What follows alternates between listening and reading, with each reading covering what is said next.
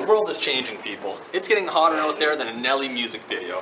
And we're seeing this every day. We have top scientists telling us about global change happening in our backyards right now. And you know what? It's happening even worse in Arctic ecosystems. So we're going to go talk to one of our top premier scientists, Mr. Justin Hubbard, and he's going to explain to us the changes we're seeing today in the Arctic and the implications of that for the future. I'm Justin Werner.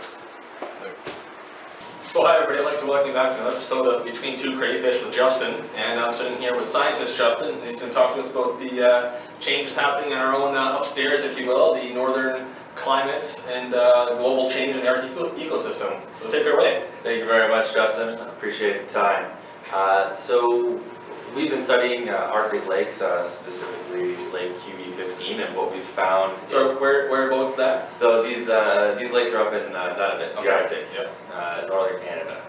And so what we found is that there's been major changes in diatom assemblages.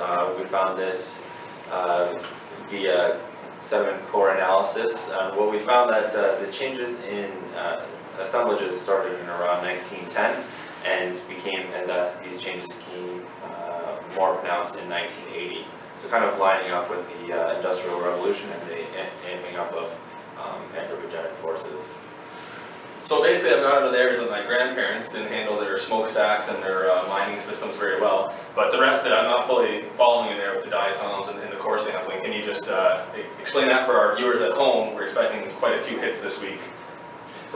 In our analysis of Lake QB15, we looked at the diversity in the species assemblages of diatoms in the lake, and we found that there was a steep decline starting around 1910, and it bottomed out to a greater degree than what we had previously seen in the sediment record, and that is concerning.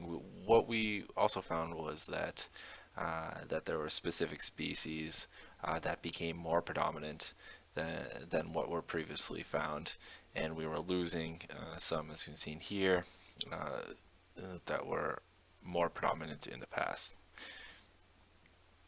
In our analysis of Ward Hunt Lake, we found that we started to see a greater occurrence of organic matter being produced from the primary production. We found that in our chlorophyll A and B analysis, you could see a greater amount of chlorophyll A and B, and in our analysis of loss of ignition, which is an indicator of organic matter in the sediment, we found that there was a steep increase in the amount of organic matter, suggesting that the primary productivity has increased there significantly.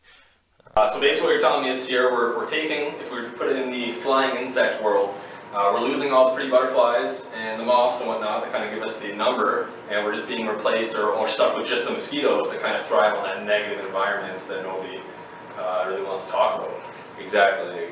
We're losing the butterflies, the moths, the bees, and all of them, and we're getting stuck with very, very large numbers of mosquitoes.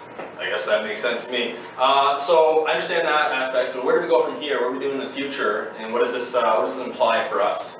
So what this implies for us is that there are changes in the primary production population dynamics, and this is kind of serving as a canary in the coal mine, so to speak, for future changes to more global systems. And of course, this is because of climate change.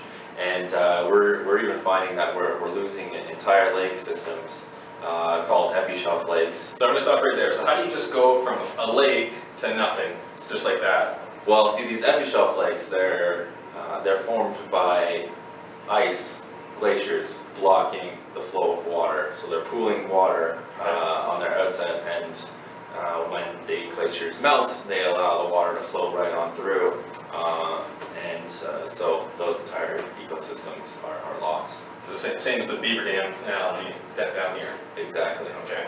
Well, you know what? I won't take up any more of your time. I understand that you scientists like to play with your stats software, and you're a pretty busy man, so I'd like to say thank you. And I'm going to take to the streets in the halls of Trent University and see what we're talking about here. Thank you very much for your time, Justin. Well, where do I begin? I literally don't even know. That chart, craziness. So many lines, so many diagrams, we don't know what's going on. I think scientist Justin did an excellent job explaining that outcome to us. And I'm not too sure what those changes imply, but let me tell you, cannot be good. Excuse me, sir. Do you know how we do this entire Epishelf lake systems in our Arctic environment? Donald Trump. No, sir. Temperature. And it's rising quickly. We can only hope that science continues to do what it does best, and that is investigate and inform. And that's all I have for you this week, folks. I'm Justin Warner. Thank you.